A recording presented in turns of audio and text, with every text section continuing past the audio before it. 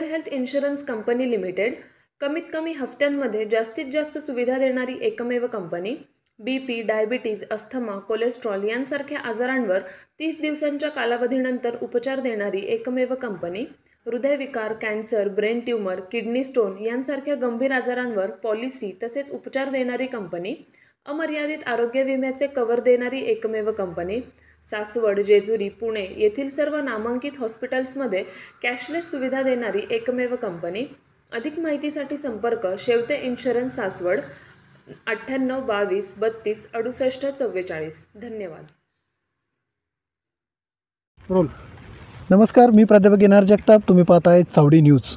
पुरंदर तालुक्यातील सोमुर्डी गावामध्ये आपण आहोत. सोमुर्डी हे भात पिकासाठी मोठ्या प्रमाणात ओळखलं जातं. पुरंदर तालुक्याचं शेवटचं टोक आणि यानंतर चालू होतो भोर तालुका. या गावामध्ये मोठ्या प्रमाणावरती पाऊस हा नेहमीच असतो. पावसाळ्यामध्ये भात पिकासाठी प्रसिद्ध असलेलं सोमुर्डी गाव, परंतु आत्ता जर बघितलं तर भात उत्पादक शेतकरी हे मोठ्या प्रमाणामध्ये नुकसानीला सामोरे जात आहेत आणि सततचा पाऊस गेल्या 15 ते 20 दिवसापासून आणि मध्यंतरी जो अवकाळी पाऊस झाला यामुळे भात पिकाचं जे रोप आहे, ज्याला तरव असं म्हटलं जातं, त्याचं मोठ्या प्रमाणावरती नुकसान झालेलं आहे. नेमकं काय घडलेलं आहे आपण शेतकऱ्यांकडून संवाद साधून जाणून घेणार आहोत. काका नमस्कार. नमस्कार. काय नाव तुमचं? अशोक कृष्ण बोर्डे उर्फ दादा. आता पाठीमागे हे जे रोप बघतोय आपण, ह्याला भाताचं रोप म्हटलं जातं. तुम्ही ग्रामीण भागात काय म्हणता त्याला? याला रोप म्हणतो. नेमकी काय परिस्थिती झाली पावसामुळे? काय झालंय, तरवेळा आम्हाला वापसच नाही. जे आम्ही जे मिरगामध्ये आम्ही रोप टाकतो, तर रोप टाकायला पाऊस जर झाला चालू, मला वाटतं 14 मे पासून जे चालू झालं ते बंदच नाही. त्याला वापसच आला नाही. वापस नाही आल्यामुळं आम्ही आज वापसा होईल, उद्या वापसा होईल, कटवून गेलो आणि कसं तरी हाताने आम्ही कुदळीने काढून टाकले. पण आता त्याची परिस्थिती नाही बरोबर त्याची. आणि आता हे कोणतं वाहन आहे? इंद्रायणी. बरं, आता हा जो तुम्ही म्हणताय वापसा नाही आला किंवा आता मग यामुळे नेमका काय परिणाम होईल? आता भात लागवडीला आम्हाला सामोरच जावं. भात लागवड संपूर्ण व्हायचीच नाही आमची. बरं, आता जेवढं काही येईल तेवढं याच्यात लावायला लागणार आहे. सगळं होणारच नाही लावून. जे जे भात खात्राचं रानं ठेवलेत ना आम्ही, ते सगळे होणारच नाही लावून याची. दरवर्षी साधारण कोणत्या महिन्यामध्ये तुम्ही लागवड करता भाताची? जुलैमध्ये करतो की. जुलैमध्ये. म्हणजे आता तुम्हाला पुढच्या महिन्यामध्ये मिरगामध्ये रोप टाकून जुलैमध्ये लागण होतीच. मृग नक्षत्र चालू झालं की तुम्ही रोप टाकतो. कमीत कमी 7 तारीख ते 11 तारीखपर्यंत आम्ही 10-15 तारीखपर्यंत टाकतो आणि जुलैमध्ये लागण करतो त्याची. साधारण इंद्रायणीचं जो भाताचं पीक तुम्ही घेता त्याचं रोप तयार होण्यासाठी किती कालावधी लागतो?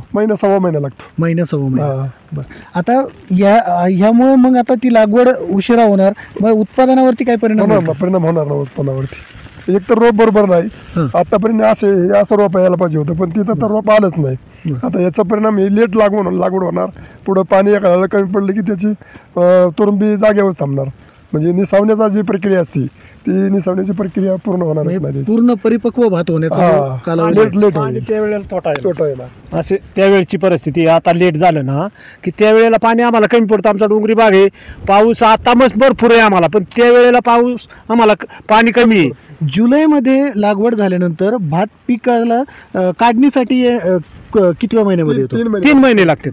95 ते 3 महिने लागतात. म्हणजे सप्टेंबर ऑक्टोबर मध्ये तो काढण्यासाठी येतो. परंतु आता सीझन लेट झाल्यामुळे मग आता तो पुढे सीझन बरोबर होता, पण पावसामुळे तो लांब निघून गेला. अवकाळी पावसामुळे सगळं गणित बिघडले. अवकाळी पावसामुळे त्याचं जी रोपाची प्रक्रिया होती ती आपल्याला साधता नाही आली, बरोबर नाही आली. त्याच्यामुळे ते लेट झालं रोप टाकायला. या अगोदर असा अनुभव आलेला आहे कधी की हे पहिल्यांदाच असं एवढा पाऊस आम्हाला कधी होतच नाही? बर, म्हणजे मे मध्ये पाऊसच होत नाही एवढा. मे मध्ये पाऊसच होत मान्सूनच्या सुरुवात जरी झाला समजा तरी तो पाणी निघून जातं, परत वापसा करते. थोड्या प्रमाणामध्ये होतो. हे पहिल्यांदाच झालं. हे पहिल्यांदाच झालं. काका तुमचं वय किती आता? माझं आता 60 वय.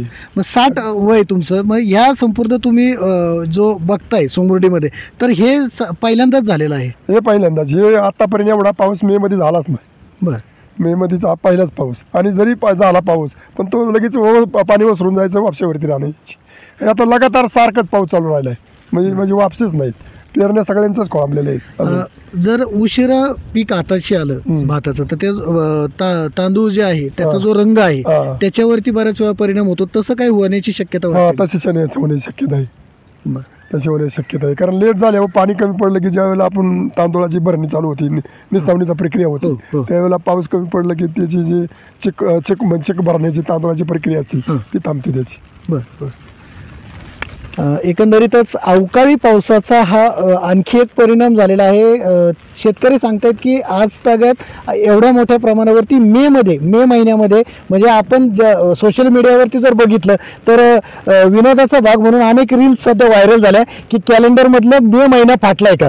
तर एकंदरीतच खरंच असं म्हणावं लागेल की मे महिना या वेळेला अनुभवासच आला नाही आणि मेमध्येच पावसाळा अनुभवला, परंतु याचा परिणाम हा विनोदाचा भाग रील्समध्ये असला तरी देखील शेतकऱ्यांच्या मात्र उत्पादनात घट होऊन शेतकऱ्यांच्या डोळ्यात अश्रू उभं राहण्याची दाट शक्यता निर्माण झालेली आहे.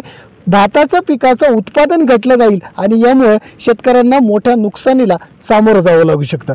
एकंदरीतच हा पाऊस हा बळीराजाचं नुकसान करणारच ठरलाय. धन्यवाद.